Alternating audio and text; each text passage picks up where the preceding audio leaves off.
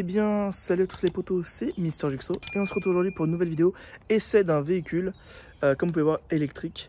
Il s'agit de la nouvelle R5 de Renault, donc version électrique. Donc celle-ci fait 150 chevaux, c'est une version vraiment la plus puissante qui existe.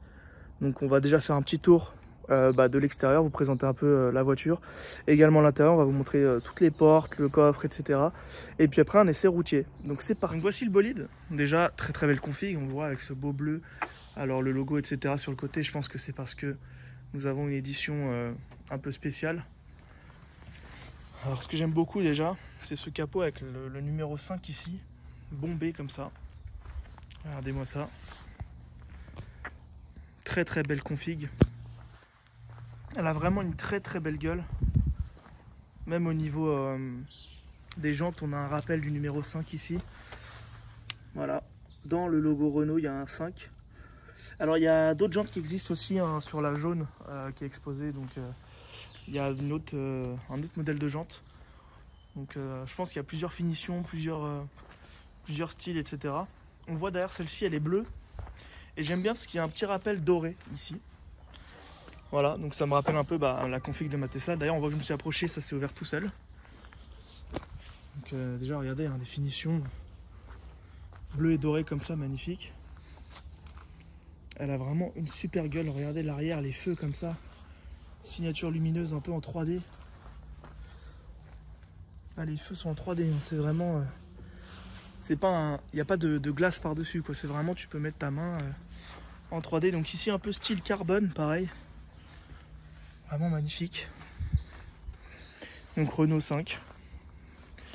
Elle est vraiment belle. Il n'y a pas à dire. Très bon choix d'avoir refait un revival de cette voiture. Donc on va vous montrer un peu le coffre aussi. Tant qu'à faire, on va pas montrer que l'extérieur. Donc on peut voir le coffre déjà. Bon, il n'est pas immense, mais il n'est pas non plus minuscule. Donc là, on a évidemment un câble. Donc T2, T2. Ici, on a un petit sous-coffre. Je pense qu'on peut ranger des outils, etc. Ou le câble, tout simplement. On peut bien sûr rabattre les deux sièges à l'arrière pour avoir un plus grand coffre, si besoin. On a ici un petit insigne, voilà. On dirait comme un coq 3D design un peu style, pour faire rappel que c'est une voiture de France. Ici, pour fermer le coffre, on a une poignée. Et hop, voilà. Donc à l'arrière, les portes s'ouvrent un peu comme les Twingo, ou je crois que certaines aussi Clio ont ça. Donc l'intérieur, là, donc on a une finition un peu en tissu bleu et noir, bleu-gris on voit. Sur la jaune, on a vu que l'intérieur était pareil, mais au niveau des couleurs, c'était du coup noir et jaune. Mais au niveau des sièges, etc., c'était identique. Alors c'est une 5 places parce qu'on voit qu'il y a quand même 3 ceintures à l'arrière. Honnêtement, pour moi, c'est une vraie 4 places. La 5e place, c'est vraiment la place du mort. Mais bon, elle doit être homologuée 5 places au moins, ça c'est bien. Si vraiment t'as pas le choix, mais honnêtement, c'est vraiment pour être confortable, 4 places. Alors ici on voit que l'autocollant c'est vraiment juste de la déco comme ça. Hein.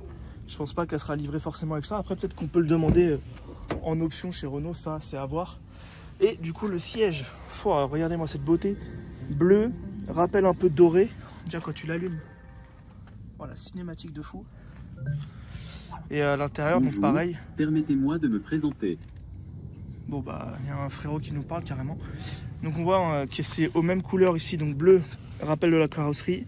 Ici un peu doré, marron, qui fait rappel de ça. Des petites baguettes dorées. C'est vrai que cette config elle me plaît beaucoup parce que bleu comme ça avec le doré. Bon, le focus a du mal. Donc pareil, le tapis ici avec le numéro 5. Les pédales, moi je t'avoue qu'un petit pédalier alu ne serait pas de refus. Ça irait super bien avec la config. Elle est vraiment belle, hein. Il n'y a rien à dire. Je sais pas si on peut ouvrir le capot, on va essayer de voir. Tant qu'à faire, on va pas s'en priver. Donc déjà le capot j'aime beaucoup, hein. Il a une très belle forme. Ok, alors le capot il est lourd, hein. Wow, il pèse son poids. Donc on voit ici l'antre de la bête.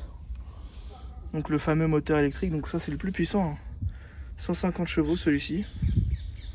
Donc on a également bien sûr une batterie 12 volts, ça c'est comme toutes les voitures, qu'elles soient électriques ou pas.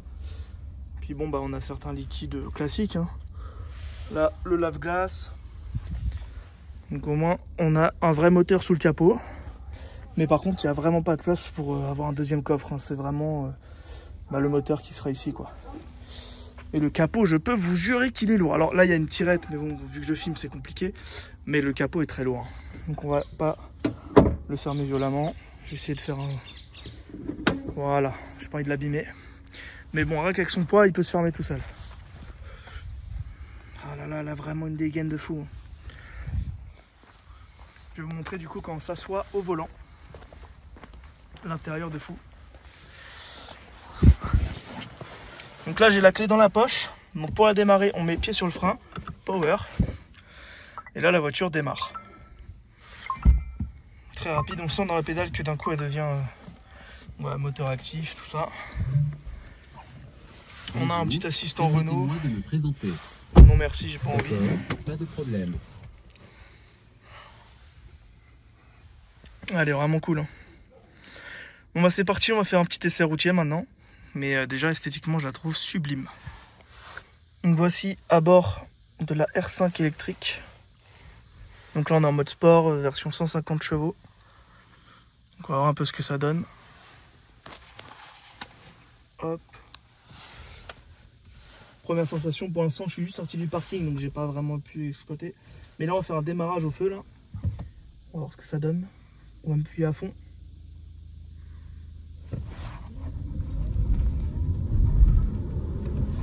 Ok. On va faire un petit tour, voilà, on va tester un peu les perfs. J'ai pas regardé combien on a de batterie. Ça va, 80%, on est large. Donc déjà on peut voir que il y a Google Maps intégré. Je sais pas s'il y a Android Auto, je pense que oui, il y a Apple CarPlay, tout ça. Je pense que c'est intégré, mais bon là on va pas le connecter avec mon téléphone. Donc là il y a le menu. Ouais, Android Auto ici. Et je pense que voilà, Apple CarPlay aussi, voilà. On a la radio, enfin voilà, niveau de l'intérieur, j'aime beaucoup. Même le volant aussi. On voit que là, il a une bonne prise en main. Et niveau reprise, là, si je rappuie, ouais, c'est tout de suite quoi. Sachant que là, je suis en mode sport. Après, pour changer de mode, on a ici un bouton. Donc là, on peut se mettre en mode confort. Bon là, ça change aussi du coup le design dans le compteur. Mode éco. Donc ça c'est pour le quotidien, si tu veux rouler tranquille, faire des économies. Et on a le mode sport, qui pour moi est le plus intéressant lors d'un test comme celui-ci. Donc il y a également la charge induction du téléphone, je peux montrer là. On voit que le téléphone recharge en induction. En tout cas, l'agrément de conduite pour les premiers tours de roue, j'aime beaucoup. La voiture est confortable. J'aime bien aussi sur le capot, là il y a une bosse bien bombée comme ça, j'adore. Avec le gros logo 5. Alors les bruits qu'on entend, c'est le panneau là, quand il voit que c'est 30 et qu'on dépasse un peu. Bon là c'est 50 donc c'est bon, mais dès que tu dépasses d'1 km/h ou plus, ça fait un petit bip bip. Qui peut être, je pense, désactivé, mais qui doit se réactiver à chaque fois qu'on redémarre, j'imagine. Bon, c'est les nouvelles normes, hein. En soi ils ont raison. C'est par rapport à la sécurité, etc. Mais des fois on est un peu en excès sans faire les fous et c'est pas une question de sécurité, c'est une question juste de s'amuser un peu quoi, quand on a du plaisir au volant quoi. Bon là, une ligne droite, on va tester un peu la reprise. Ok, on va pas abuser parce que c'est 80 ici. Alors déjà au niveau de l'accélération, ça reprend bien. Et là le freinage, on va tester. Il n'y a personne derrière. Ouais, c'est vraiment top. Ça, en vrai, en daily, pour aller au boulot, etc., pour faire tes courses, ça, une voiture au quotidien comme ça, en plus pour se garer, c'est pas super gros. J'adore quand tu regardes les rétros, t'as un kit large, les ailes élargies à l'arrière.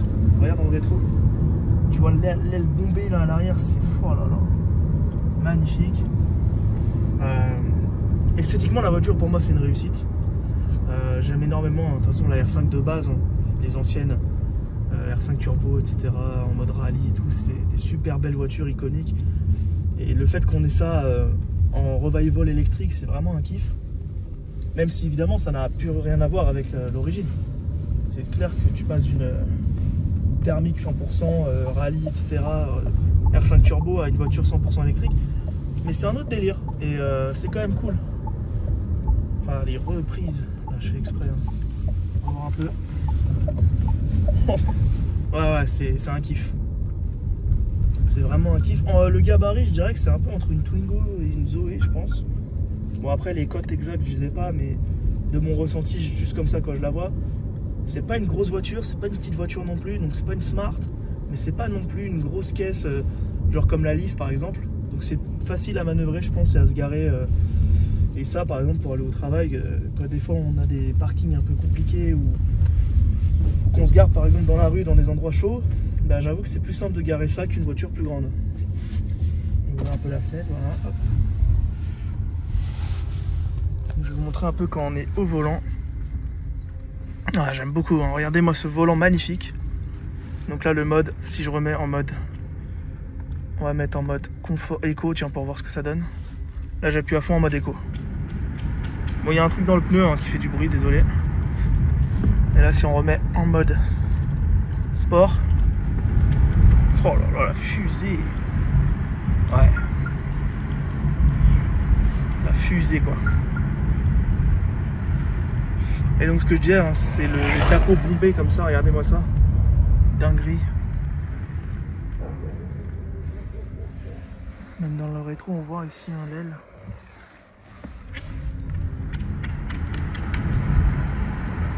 Elle accélère super bien.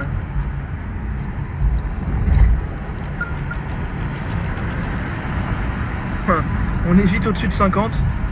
Et encore, je fais quand même attention. Alors imaginez si on ne regarde pas le compteur, on atteint des vitesses stratosphériques.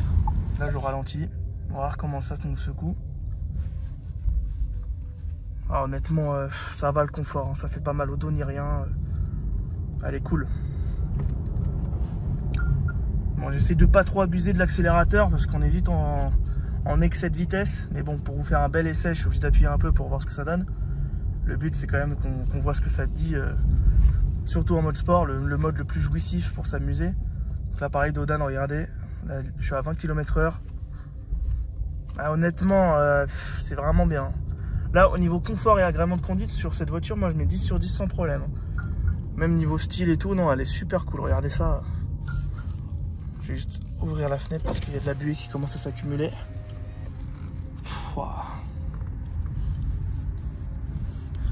Honnêtement, pour moi, c'est plus que validé. Cette voiture est une réussite totale. Je pense qu'on va pouvoir se laisser là-dessus pour la vidéo, les amis. J'espère que cet essai vous a plu. Moi, j'aime vraiment, en tout cas, une super voiture. Donc Renault, sur ce coup-là, ils ont géré. Il y a également le même modèle, quasiment hein, en version bien plus agressive, mais c'est la même base qui sera côté Alpine. Donc pareil, ils ont fait une électrique sur la même base que celle-ci, mais avec un kit un peu plus large et des éléments de carrosserie un peu différents, comme des phares un peu style rallye ajoutés à l'avant, sur le pare-choc avant, etc. Et une puissance un peu plus élevée. Mais globalement, le modèle, c'est la même base. Mais on va dire que c'est comme la R5 classique. Et puis là, le côté Alpine sera une R5 Turbo, si tu préfères. Pour avoir un équivalent. Mais déjà, rien que la R5, donc celle-ci, en version 150 chevaux, etc., c'est un délire. Il y aurait bien sûr d'autres motorisations disponibles et des batteries plus petites pour payer moins cher. Le combo CCS aussi est en option sur certains modèles. Alors sur celui-là, il est inclus d'origine, mais tu pourras l'acheter en option si tu as un budget plus réduit. Donc voilà, il n'y aura pas que le prix le plus cher. Hein. Tu pourras trouver des R5 peut-être au même prix ou un tout petit peu plus qu'une Spring. On verra. Ça, on verra dans le temps ce que ça dit. Mais déjà, celle-ci, qu'est-ce que tu veux dire de plus? C'est une dinguerie. Donc si ça vous a plu les amis, un max de likes, abonnez-vous si ce n'est pas encore fait. Et je vous dis à très bientôt pour des vidéos. Allez, salut à tous.